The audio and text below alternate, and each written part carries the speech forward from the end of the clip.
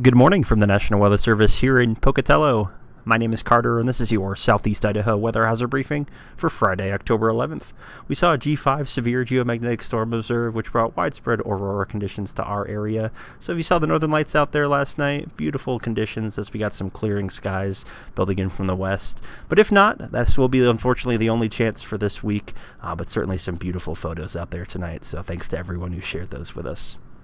But key points we're going to focus on today. Again, Aurora Borealis was observed with that G5, KP index climbing up to 9, so pretty impressive storm.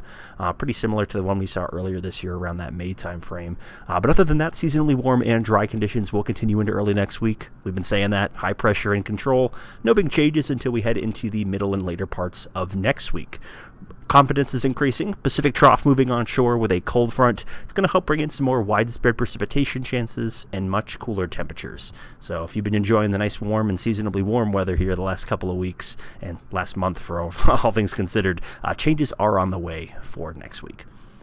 And here's a look at those KP index. So again, it peaked during the afternoon and evening hours, and it's slowly starting to come back down early this morning. But overall, latest forecast for tonight and tomorrow doesn't show it really peaking back up anything above a G1 or G2. So best chances for us are usually in that G3, G4 range. So not seeing any potential beyond what we saw overnight tonight, but certainly some beautiful photos out there to check out.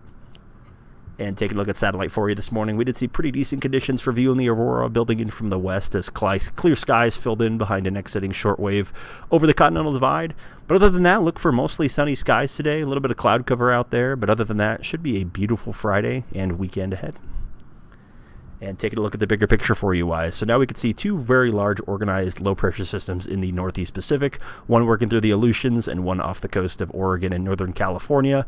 That first one to the southeast is going to move onshore around that Friday night, Saturday time frame. Not packing a whole lot of punch in our area, mostly just an increase in clouds and perhaps an isolated mountain shower or two. But the bigger story will be the larger one to the northwest, again currently up in Alaska. That's going to be the precursor, so that first one setting the stage for that more large system to begin to build in for that middle and later parts of next week, bringing some widespread moisture and much colder temperatures. Nothing to talk about for the next 5 days. Weather risk outlook staying in the clear. And here's a look at that temperature forecast taking you through Saturday morning. So overall, next couple of days all the way through Tuesday, it's looking like highs are going to be in the 70s to low 80s pretty much everywhere across our lower elevations. Overnight lows generally in the upper 20s, 30s, and 40s. But notice that trend starting Wednesday into Thursday. That's when we're going to start to see that next system begin to work in. And then once we get to Friday, overnight lows are going to be in the teens and 20s, afternoon highs in the 40s and 50s. So noticeably cooler. Normal high temperatures this time of year are in the low to mid 60s, so trending from above normal to below normal just in the later parts of next week.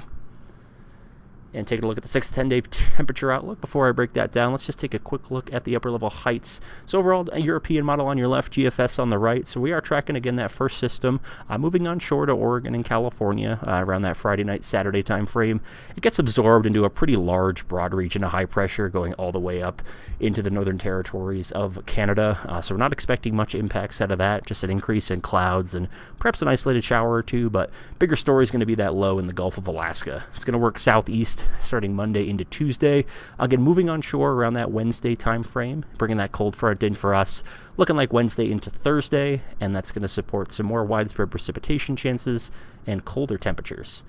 And just taking a quick look at the national blend of models. So this is taking us through Saturday. You can see best chances for snow will be in the higher country, especially in some of our lower elevation, higher elevation valleys such as Stanley, Island Park, up towards Ketchum and Teton Valley. You can see the best chances for those snowfall accumulations in the valleys.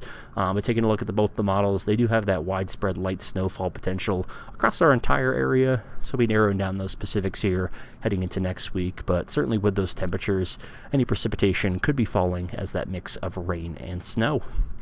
But with that 6 to 10 day temperature outlook, temperatures trending back to more near normal levels, if not slightly below normal, in that 6 to 10 day period, courtesy of that pattern change.